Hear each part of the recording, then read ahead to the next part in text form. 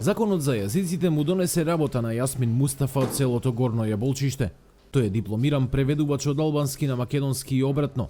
Обврска му е да ги преведе сите документи во двојазичната општина Чашка, но и да ги преведува седниците на Советот.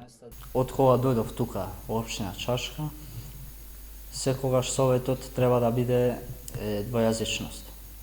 И документите и седницата.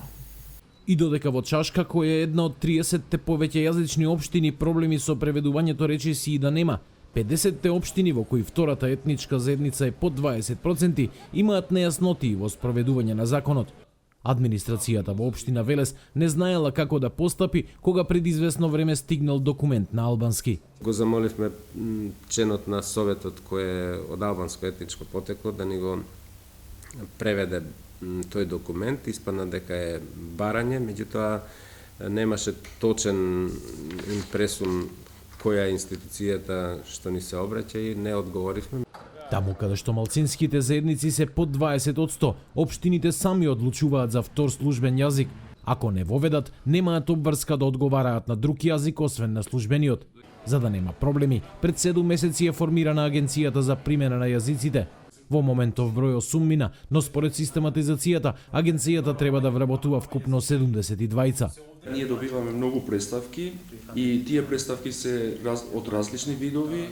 Прво се представки кои се дилеми, јазични дилеми, но има и правни дилеми, институциите барат мислење од агенцијата.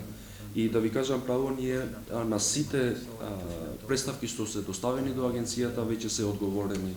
За разлика од општините, државните институции имаат обврска сите документи, веб страници и табли да ги направат двојазични.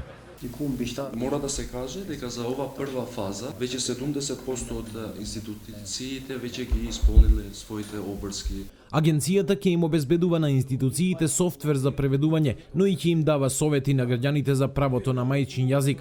Исто така, агенцијата ќе обучува и преведувачи и лектори во државните институции. Официјален податок колку мина од нив веќе работат во повеќе јазичните општини, во моментов нема. Донесувањето на овој закон пред 1,5 година ја подели јавноста. Според едни, државата станува бинационална, според други се затвора прашање кое создаваше меѓуетнички тензии.